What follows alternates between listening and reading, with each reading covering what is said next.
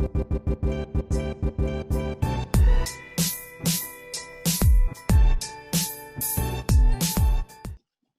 pagi, selamat datang kembali di YouTube channel Rewet Diponegoro. Hari ini saya bersama seorang top agent yang luar biasa sekali. Dia baru saja bergabung dengan Rewet lagi setelah sekian lama, dan luar biasanya lagi orang ini begitu join langsung closing secara luar biasa. Siapa lagi orang ini? Dia adalah Sandy Junior. Halo Pak. Selamat pagi Pak Sandy, apa kabar? Baik Pak Andi, baik. Selamat pagi Pak. Nah, saya sebenarnya kenal Pak Sandy ini sudah cukup lama, kira-kira 4-5 tahun yang lalu. Saya tahu beliau itu ada di salah satu kantor di Rewet di Surabaya. Juga sepak terjangnya beliau ini saya dengar secara luar biasa, ya kan? Tiap bulan pasti closing tidak hanya satu tetapi beberapa unit sekaligus.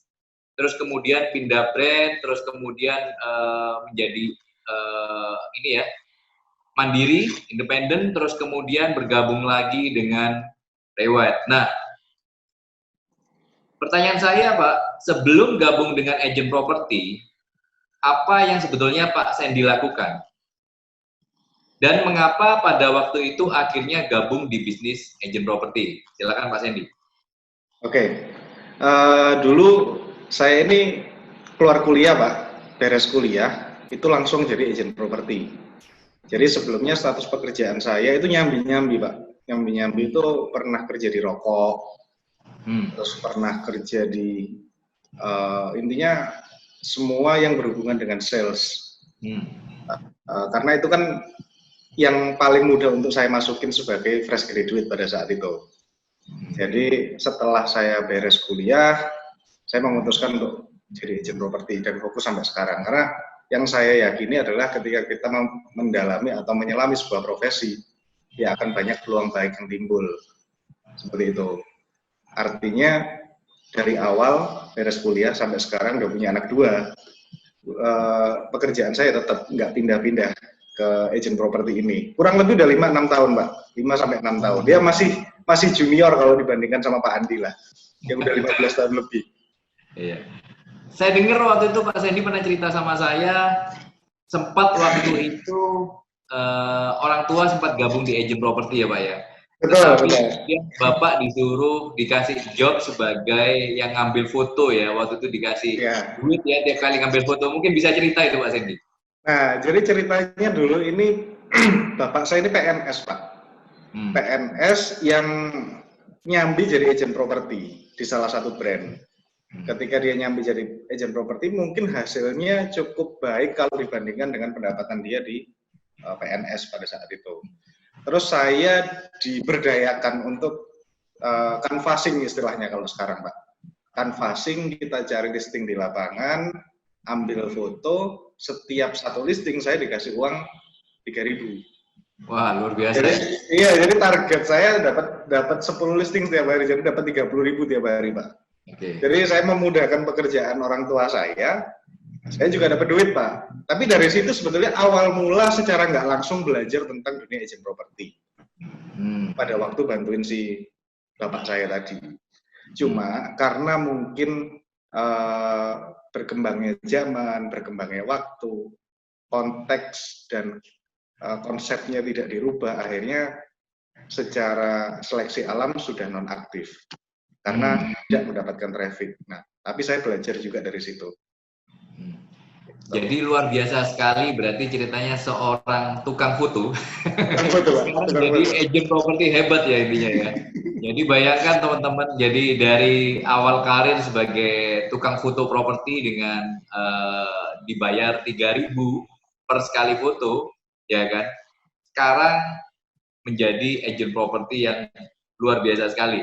Nah, setelah gabung dengan Rewet, terus kemudian Bapak pindah ke brand lain, terus jadi independen. Nah, pertanyaan saya, mengapa sih kembali lagi ke Rewet dan bergabung dengan Rewet Diponegoro, Pak Sandy? Oke, ini saya akan pecah menjadi 2 jawaban ya Pak. Ya, benar. Jawaban pertanyaannya yang pertama adalah kenapa kok berpindah-pindah? Pertanyaannya yang kedua adalah kenapa kok kembali ke kandang atau kembali ke reward?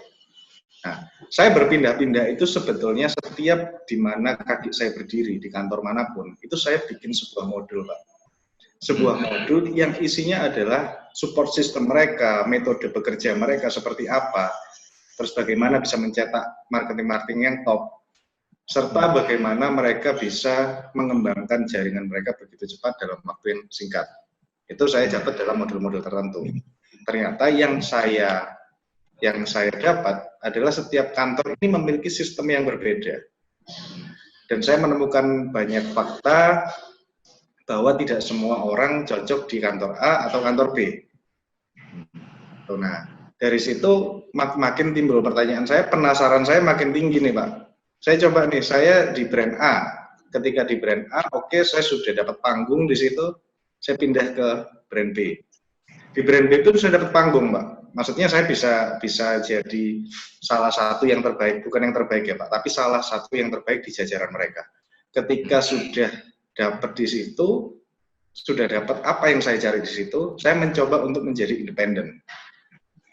Nah, ketika saya menjadi independen, juga saya mempelajari medannya bagaimana, saya bekerja tanpa jaringan kantor bagaimana, saya bekerja dengan sendiri bagaimana, itu saya juga pelajarin. Jadi saya cukup memahami ambience di kantor A, atmosfer di kantor B, dan medan ketika menjadi independen. Ada tiga hal yang saya pelajari tadi.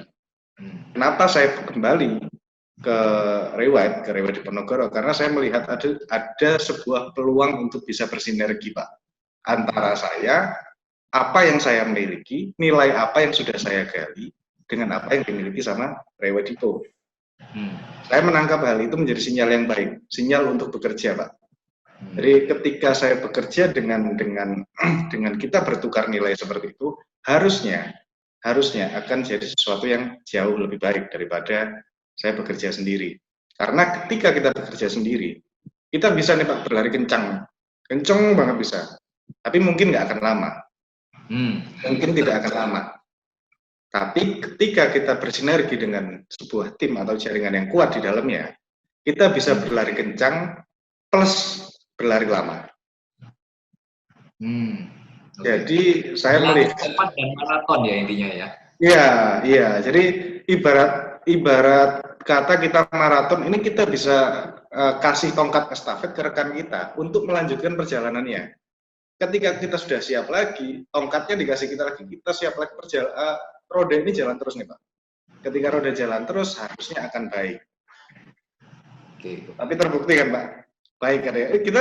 Saya waktu itu join di Dipo ini 8 Juni Pak. Ya. 8 Juni ya? 8 atau 9 Juni. Sampai dengan sekarang ini udah tanggal berapa Pak? Tanggal 24 ya? Ya. Sekarang 27 ya? Sekarang 27. Jadi ya. kurang lebih berapa hari itu Pak? 21 hari. 21 hari, 3 minggu. 3 minggu, 21 hari. Di minggu kedua saya ambruk. Karena apa? Karena minggu pertama dan minggu kedua traffic ini begitu besar Pak. Ya ada pertukaran value tadi. Saya punya nilai, kantor punya jaringan yang kuat. Ketika kita mengcombine itu ada supply dan demand yang bertemu. Jadilah beberapa transaksi. Kurang lebih seperti itu. Jadi sebagai recordnya itu selama 3 minggu itu 4 transaksi loh ya Pak ya? 4 transaksi Pak. Dan itu kalau digabungkan itu kurang lebih plus minus 200-an ya kurang lebih ya? 200 lebih dikit lah Pak ya? 200 juta lebih dikit. Jadi luar biasa sekali Pak Sandy ini baru bergabung dengan kita di Reward, tapi dalam waktu 3 minggu langsung membukukan 4 unit transaksi, di mana zaman-zaman yang nggak mudah, ya kalau zaman muda sih saya percaya banyak yang bisa. Tetapi zaman-zaman segini itu malah bisa langsung 4 unit, itu tidak mudah untuk dilakukan. Tetapi seorang Sandy Junior itu berhasil melakukan itu. Jadi ini supaya juga menginspirasi para teman-teman agent properti di sini, bahwa sebetulnya properti itu masih bisa menghasilkan secara luar biasa sekali. Nah, terus belum 1 bulan, baru 3 minggu sudah closing 4 unit, ya kan? Jadi itu bukan hal yang mudah.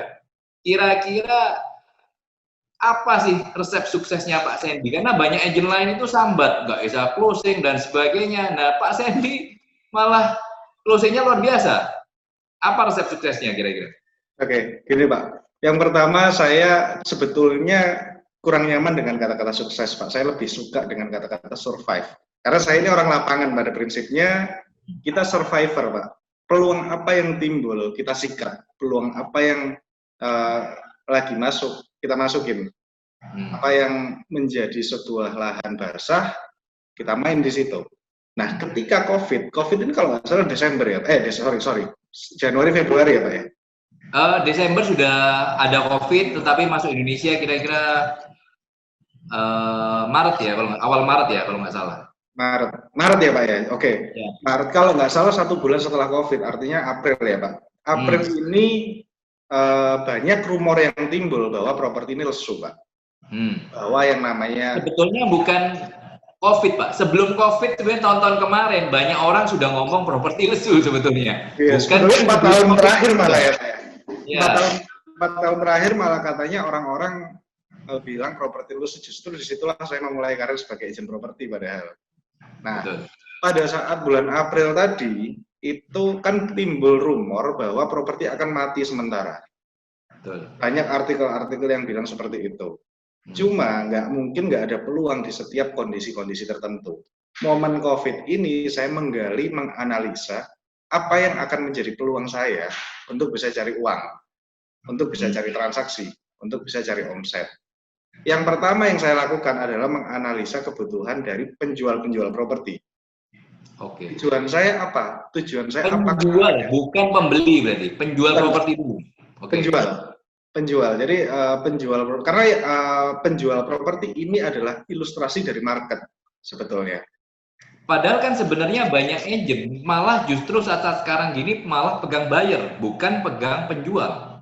Betul Pak. Jadi menurut prinsip kerja saya, pembeli menjual properti itu lebih mudah.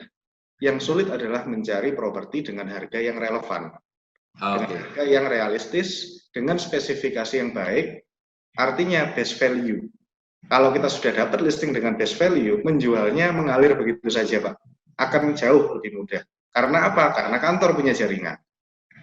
Jaringan nggak usah dicari, fokus aja cari properti yang bagus, fokus aja cari listing yang bagus, lalu dikemas konteksnya dengan baik, pasti ada yang ambil.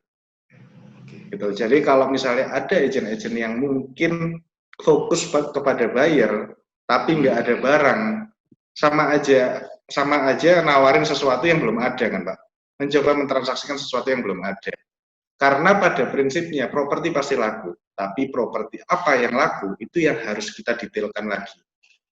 Jarang ada mindset yang seperti Pak Sandy, karena 80% agent yang saya tahu di Surabaya ataupun di beberapa kota lainnya, itu mereka jarang ada yang fokus pada listing. Mereka lebih suka fokus kepada buyer, 80%. Jarang ada yang punya mindset seperti Pak Sandy, yang fokus pada listing. Yang fokus pada listing. Jarang ada terjadi. Jadi mereka rata-rata fokusnya kepada buyer, karena menurut mereka buyer lebih mudah untuk diolah. Apa benar buyer itu lebih mudah diolah daripada penjual? Kalau menurut saya enggak, Pak. Jadi buyer itu tidak bisa diolah. Buyer tidak bisa di high pressure begitu pertama kali kita ketemu. Tanpa ada dasar yang jelas. Dasar untuk high pressure adalah sebuah barang. Produknya apa nih? Kalau produknya kita sudah pegang produk yang bagus, pede aja kita mau jual, Pak. Ibarat kata ada pembeli satu nggak mau beli, yang lain pasti beli, cuma masalah waktu aja. Nah, tapi yang nggak ada salahnya sebetulnya fokus sama buyer kalau mereka memang punya keahlian di sana. Artinya mereka harus membina hubungan yang baik dengan agent-agent yang punya listing yang baik. Jadi ada sinergi di situ, Pak.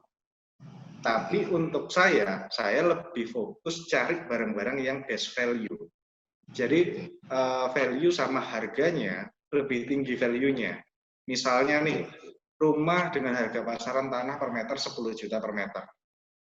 Terus saya nemu nih barang di pasaran 10 juta, dia set up harga di angka 7 juta. Artinya kan itu under market value, Pak. Kita tinggal cross check lokasinya, apakah dia tusuk sate apa enggak, apakah ada cacat-cacatnya apa enggak. Kalau memang sudah menurut kita dalam sebuah kriteria properti ideal dan harganya bagus, itu barang pasti laku. Oke. Tinggal di eksklusif dijual. Mungkin nggak laku, Pak. Kalau nggak laku kebangetan. Oke. Cukup menarik karena filosofi yang berbeda dengan kebanyakan agent properti. Jadi memang terbukti bahwa di saat sekarang malah fokus kepada penjual lebih baik daripada Anda fokus kepada pembeli. Karena sebenarnya pembeli juga susah kok dipegang, ya kan? Hari ini ngomong A, besok bisa ngomong B. Jadi susah, ya kan? Nah, ini kan masa COVID ini masa yang menurut saya banyak itu ya Pak ya. Biasanya itu kan agent properti itu biasanya broadcast properti, broadcast listing, broadcast buyer. Nah, selama 2 bulan, 3 bulan terakhir ini, agent yang biasanya broadcast properti, 2-3 bulan terakhir ini saya lucu. Banyak dari mereka yang broadcast makanan, broadcast jual alat-alat kesehatan, broadcast lain-lain. Nah ini menurut Pak Sandy kan tetap fokus di properti. Nah pertanyaannya, apa yang membuat Pak Sandy tetap bisa survive dan produktif selama masa COVID-19 ini? Oke, jadi menurut saya kenapa mereka melakukan itu, karena mereka mengalami masa kekurangan atau mungkin kehilangan traffic, Pak. Traffic arus di mana ada interaksi antara penjual ataupun pembeli. Itu yang saya maksudkan dengan traffic. Jadi ketika mereka sudah kehilangan itu, secara manusiawi dan naluri seorang manusia akan mereka harus cari sesuatu yang lain yang bisa mereka jadikan pendapatan, konversi menjadi pendapatan. Artinya sebetulnya secara naluri tidak ada yang salah. Kenapa mereka berpindah profesi? Yang salah adalah apakah mereka sudah benar-benar membangun sebuah traffic yang baik. Kalau mereka membangun sebuah traffic yang baik, membina jaringan, membina hubungan dengan customer dan lain-lain, traffic nggak akan mati kok, Pak. Traffic pasti akan ada, bahkan yang berpindah hanya medannya. Ibarat kata begini, kemarin sebelum COVID harga-harga normal nih. Ketika COVID, harga-harga terkoreksi setelah saya telepon-telepon sama penjual-penjual nih, orang-orang yang titipin properti ke saya. Peluangnya apa? Peluangnya harga lagi terkoreksi. Artinya kita bisa mendapatkan stok properti murah. Kita bisa mendapatkan stok properti yang under market value. Yang pasti pembelinya sudah ada. Pembeli akan tetap membeli properti apapun yang terjadi. Karena walaupun ini kadang-kadang bukan menjadi sarana investasi, tapi minimal mengamankan duit mereka, Pak. Mengamankan. Jadi ada, kalau kata Pak Andi, itu kan ada liability ya, Pak ya. Liability itulah yang berperan pada pandemi-pandemi seperti ini. Kalau mereka menyimpan uangnya di cash, mungkin ada sesuatu yang bisa terjadi, akhirnya cash itu value-nya berkurang. Tapi kalau misalnya dikonversikan ke properti, mungkin akan sedikit relatif lebih aman daripada kita menyimpan cash. Jadi peluang itu kita kemas menjadi sebuah campaign, kita kemas menjadi sebuah sharing, edukasi, dan lain-lain untuk menyampaikan itu pada pembeli. Cukup di situ, Pak. Ketika mereka sudah menangkap sinyal itu, kita masukin nih barang-barang yang bagus. Ditangkap pasti peluang itu dengan baik. Lebih sih gitu. Jadi sebetulnya nggak ada yang salah dengan jualan ayam geprek. Mungkin mereka butuh untuk hidup, nggak ada masalah. Cuma memang yang perlu direview lagi adalah kenapa mereka kehilangan traffic. Apakah cara mereka untuk bertransaksi, untuk beromset sudah benar? Kenapa digoyang COVID aja sudah mereka ambruk, kehilangan traffic? Padahal harusnya ada peluang di setiap momen yang bisa digali, dan bisa menjadi titik untuk kita supaya tetap beromset dengan baik. Harusnya sih begitu ya Pak. Ini kalau menurut sudut pandang saya. Oke. Tadi Pak Sandy bilang bahwa sebetulnya traffic itu cukup banyak, ya kan? Sedangkan ya saya tahu memang ada yang ini ya, yang istilahnya agent senior dari kantor lain itu suatu hari itu WA saya Japri, maksudnya bukan Japri ya, dia broadcast jualan produk lain. Lah kemudian saya bertanya dengan dia, loh sekarang nggak fokus di properti? Oh nggak, masih, cuma saya ini sekarang nyambi jualan yang lain karena properti sepi. Artinya trafficnya turun pasti ya. Tadi kan Pak Sandy bilang traffic sebetulnya masih tinggi. Tetapi memang banyak agent properti itu yang trafficnya turun drastis. Nah pertanyaannya, kok bisa yang lain ngomong traffic sepi sedangkan Pak Sandy traffic masih bisa ramai? Oke, jadi saya akan menjawab dari sudut pandang saya ya Pak. Menjawab dari apa yang saya lakukan karena saya nggak tahu apa yang dilakukan agent lain. Nah, yang saya lakukan adalah saya beradaptasi Pak. Saya telepon para penjual-penjual, saya mendengarkan dari mereka, dan kebanyakan dari mereka menurunkan harganya, mereposisi harganya lebih rendah. Yang awalnya overpriced jadi under market value. Yang pertama yang awalnya sudah harga normal jadi lebih murah lagi. Artinya sebetulnya peluangnya ada Pak. Cuma apakah kita melihat lebih dalam atau tidak? Nah, yang saya lihat adalah peluang banyaknya beredar properti-properti murah. Yang tanah pasarannya 10 juta jadi 7 juta. Yang tanah pasarnya 12 juta bahkan ada yang sampai 50% turun sampai ke 6 juta. Ya. Nah, kalau ini kita sampai nggak bisa jual, ya udah kita pensiun aja Pak jadi agent. Karena harusnya agent ini bisa menjual properti dengan nilai jual yang baik. Tapi kalau dengan nilai jual yang baik kita nggak bisa jual, ya apa nilai kita sebagai agent properti kan Pak? Menurut saya sih begitu.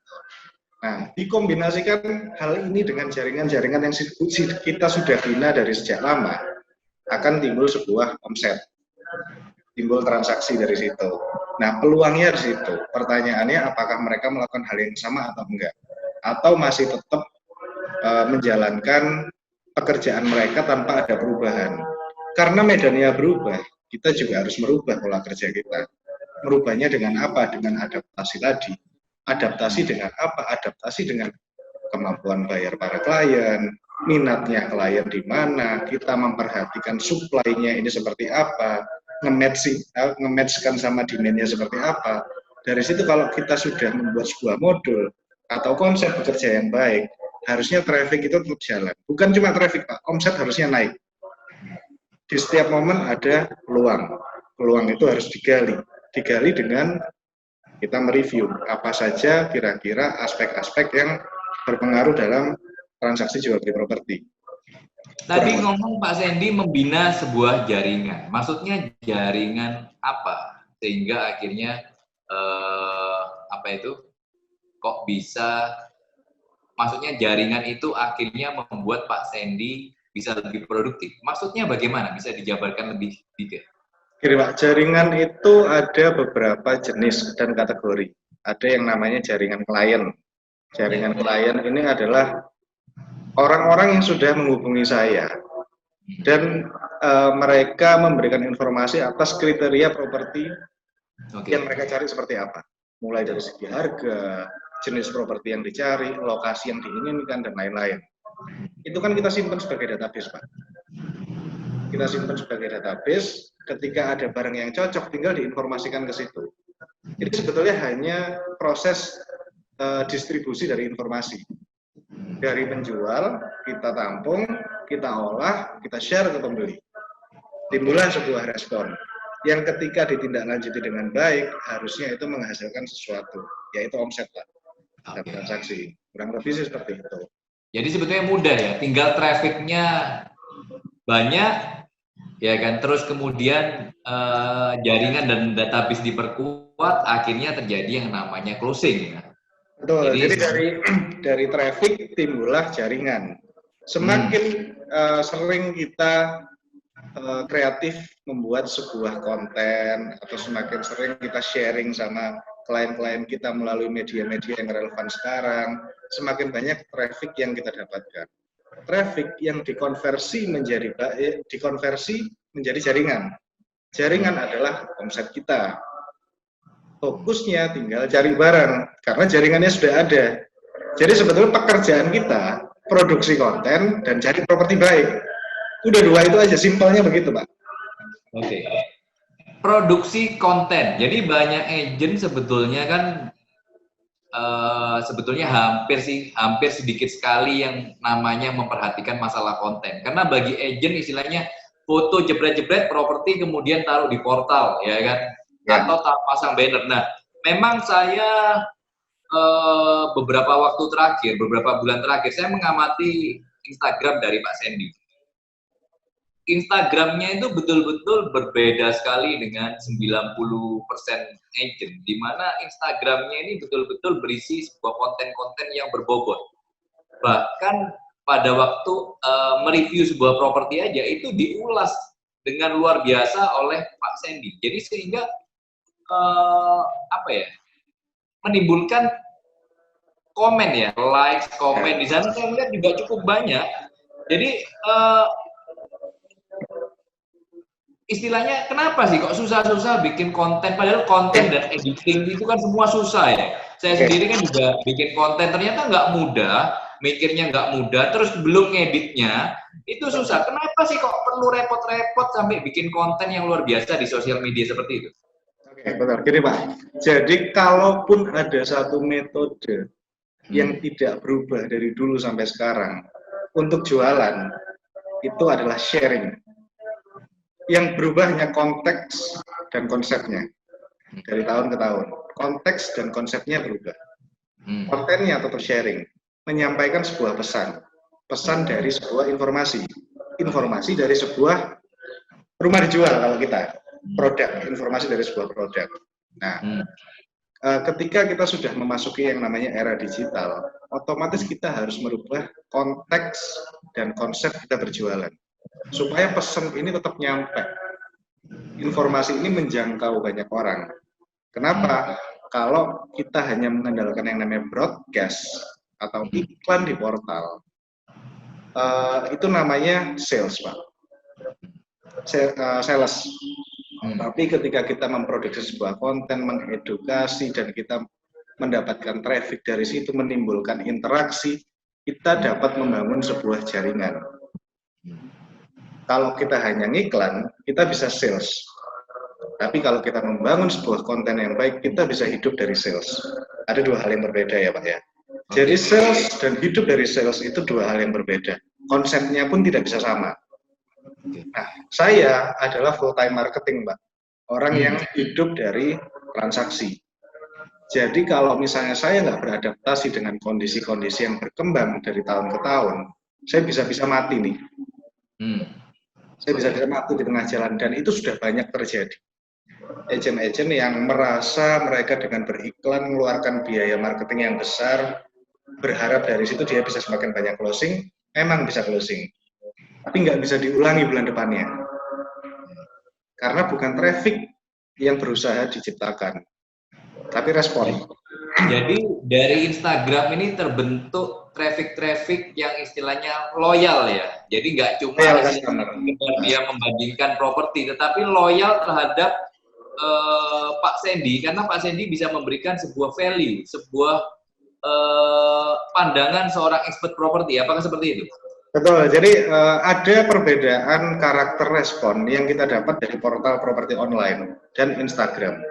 Instagram pada prinsipnya itu harusnya diciptakan untuk kita share sebuah foto yang punya makna, Pak. Kalau portal itu kita murni, kita harus beriklan di sana, seperti koran, tapi di versi digitalnya. Jadilah portal. Kalau Instagram itu adalah kita share sesuatu yang lebih bermakna. Ada dua hal yang berbeda. Ketika di portal, rata-rata customer yang sudah melihat portal itu pasti dia kolek yang namanya iklan-iklan sesuai dengan jenis properti yang dia cari. Jadi nggak mungkin satu, tapi ada beberapa. Misalnya nih, saya sebagai pembeli cari rumah 2 eman di area Surabaya Barat.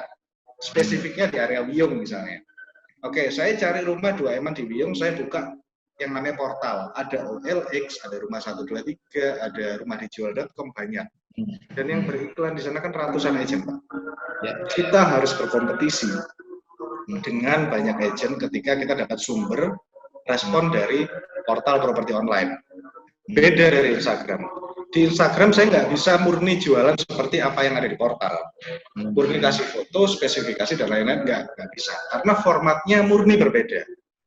Di Instagram saya harus sharing sesuatu supaya orang mendengarkan. Saya harus punya audiens, membentuk audiens saya, menyajikan sesuatu yang relevan dengan mereka. Ketika mereka sudah tahu saya apa yang saya produksi adalah konten-konten yang relevan dengan mereka, otomatis mereka akan cepat atau lambat sepemahaman dengan saya. Ketika sudah sepemahaman dengan saya jual apapun laku di sana, Pak. Karena apa? Karena begini, ada tahap-tahap kan, Pak. Ada yang namanya nggak kenal jadi sudah kenal. Ada yang namanya sudah kenal jadi teman. Teman belum tentu jadi sahabat. Nah, ini kita mengkonversi orang nggak kenal menjadi sahabat di Instagram. Oh, itu yang nggak mungkin bisa dilakukan oleh portal ya? Betul, itu yang nggak mungkin bisa dilakukan di portal. Karena portal ini kita murni jualan, Pak. Di Instagram kita membangun yang namanya jaringan. Dan kita melewati fase-fase dari belum kenal menjadi sahabat tanpa harus bertatap muka di Instagram dengan cara kita memproduksi konten-konten yang ada keterkaitan dengan properti. Ibarat kata sharing dulu, kemudian selling. Oke. Jangan dibalik, karena rata-rata orang dibalik. Setelah selling, baru sharing. Nah, gitu. Jadi adaptasinya begitu, Pak, dari tahun ke tahun. Agent-agent properti yang hanya mengandalkan portal, mungkin masa transaksinya hanya akan 5 tahun ke depan. Kalau mereka nggak mulai membangun sebuah personal branding. Oke. Jadi menurut Pak Sandy, personal branding sebagai agent properti itu tetap dibutuhkan ya? Itu sangat dibutuhkan, Pak. Kita bekerja dengan banyaknya agent yang kita berkompetisi dengan banyaknya agent yang sudah ada sekarang. Sedikit lebih baik daripada sedikit lebih berbeda. Kebalik, Pak. Sedikit lebih berbeda lebih baik daripada sedikit lebih baik. Karena tolak ukur baik ini berbeda. Tapi tolak ukur berbeda ini mutlak, Pak. Kurang lebih gitu. Jadi di Instagram saya menciptakan sebuah format yang berbeda supaya mendapat stopping power atau ada stop factor. Ketika orang nge-scroll nih, feed ini kan banyak ya, Pak ya? Ada banyak orang yang upload dalam jam yang sama. Nah, apa yang akhirnya menimbulkan rasa orang ingin stop ketika melihat iklan saya, ya itulah yang namanya stopping power. Itu sebetulnya masuk dari konteksnya, Pak, dan konsepnya. Kontennya sebetulnya sama-sama jualan rumah, tapi konteks dan konsepnya dibuat sedikit lebih berbeda. Jatuhnya, pesannya tetap nyampe, Pak. Nah, apakah kita bekerja dengan konsep dan konteks yang sama? Apakah pesan itu akan tetap nyampe? Mengingat yang bekerja dengan cara seperti itu ada ratusan bahkan ribuan yang lainnya. Jadi saya berusaha untuk bikin panggung sendiri nih, Pak. Panggung supaya menyampaikan pesan saya ke orang-orang yang tepat. Dan saya mensegmentasi properti yang saya jual di properti ya, Pak, untuk mempermudah saya mengenal audiens saya, target market saya. Oke, segmen yang bagaimana yang Pak Sandy maksudkan? Nah, kalau segmen yang saya bentuk di Instagram ini rumah 1, 2, 3M, rumah baru, Pak. Rumah baru, kenapa nggak rumah second? Rumah second tetap saya jual, tapi tidak di Instagram. Jadi ketika kita bicara Instagram, kita bicara sebuah kekuatan visual. Rumah-rumah yang fancy desainnya, rumah-rumah yang desainnya bagus, yang dia punya bentuk rumah yang Instagramable, saya masukkan di Instagram. Tapi dari situ saya ulas juga kekuatan konstruksinya di mana. Saya ulas juga dia bahan dan materialnya apakah proper untuk sebuah rumah atau tidak, dan lain-lain. Intinya visualnya dapat, pesennya nyampe.